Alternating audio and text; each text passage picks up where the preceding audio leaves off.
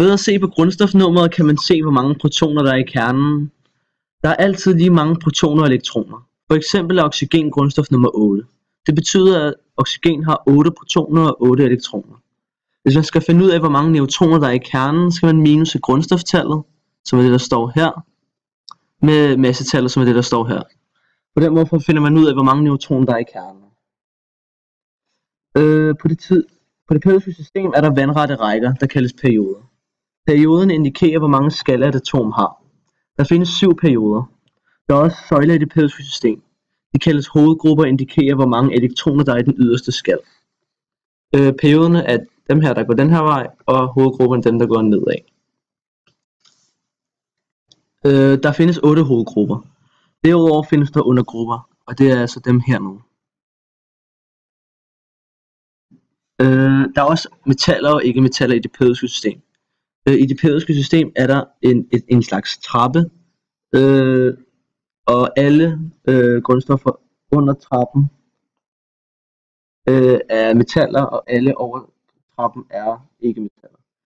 Størstedelen af grundstofferne er metaller. Dog er der nogle undtagelser. Nogle af de grundstoffer, der er omkring trappen, er halvmetaller. Det betyder, at grundstoffet ikke opfylder de 4 krav, som et grundstof skal opfylde for at være et metal. De 4 egenskaber er, når metallet kan lede varme, kan lede strøm, have metalglans, når den bliver slibet, og være hård ved stuetemperatur. Grundstofferne i undergrupperne er også metaller. Dog er det ikke alle metallerne, der befinder sig i undergrupperne. Disse metaller kaldes undergruppemetaller. Alle grundstoffer har et symbol. For eksempel har oxygen O, som I kan se her, med stort bogstav. Nogle grundstoffer har 2 bogstaver som symbol. Det første bogstav med stort, og det andet med lille. Der kan vi se her. Man kan finde 90 naturlige grundstoffer. Grundstofferne er op til nummer 92 naturlige, udover nummer 43, technetium, og nummer 61, promothium. Fra nummer 93 derefter er grundstofferne kunstigt fremstillet i laboratoriet. Man skaber nye grundstoffer ved at beskyde en tung atomkerne med en let atomkerne. Den lette atomkerne skal have en høj hastighed. Atomkernerne bliver kun hængende, hvis sammenstødet er voldsomt. Hvis de bliver hængende af et grundstof bliver kerner. Ved stuetemperatur er 79 grundstoffer faste. 11 luftarter, gasser og uvæsker. Kun 1 af 80 grundstoffer er stabile. Resten er radioaktive. For grundstof nummer 84 og derefter er grundstofferne radioaktive. Så er der nogle undtagelser. Grundstof nummer 43, tritium, og grundstof nummer 1, promothium, er også radioaktive. Halogener er de 5 grundstoffer i den 17. hovedgruppe, eller den 17. gruppe. Fluor, klor, brom, jod og sfat. Stofferne minder meget om hinanden på grund af deres kemiske egenskaber. Fluor, klor, brom og jod forekommer naturligt, og sfat kommer især fra kerneomdannelsesprocesser.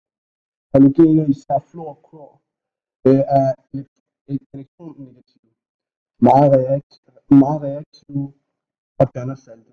Halogenider kan være reaktion med de fleste metaller. Halogeniderne har lavet og ionerne uddannede hydrogenioner og vand stærke syre, som saltsyre. En ædelgas er i 18. hovedgruppe, som I kan se her.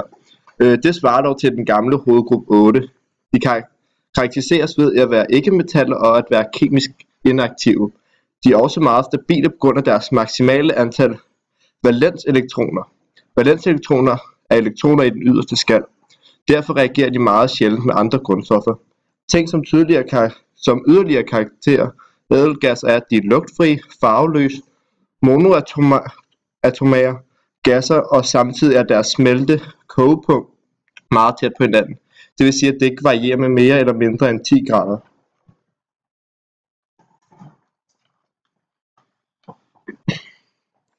Alkalimetaller og jordalkalimetaller. Alle stofferne i første hovedgruppe på nær hydrogen er alkalimetaller. De er skinnende, sølvagtige metaller, undtagen cesium, som har en gylden farve. De er alle modellerbare med en lav massefylde.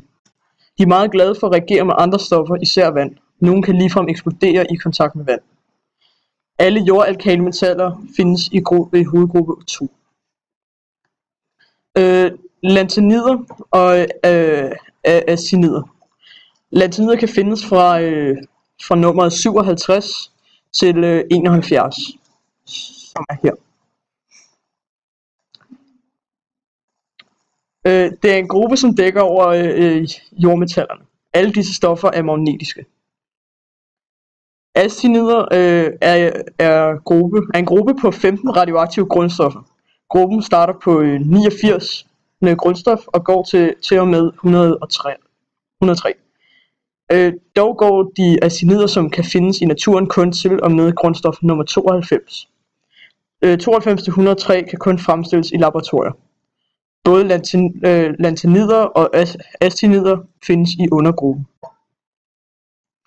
Overgangsmetaller og postovergangsmetaller. Overgangsmetallerne findes i D-blokken. Denne blok starter fra grundstof 21 til 30, fra 39 til 48, fra 72 til 80 og fra 104 til 112. Alle disse rækker af grundstoffer befinder sig inden for hovedgruppe 3 og 12. Disse metaller er ofte gode katalysatorer. Postovergangsmetaller er metaller, som findes lige ved siden af overgangsmetallerne og lige nedenunder trappen.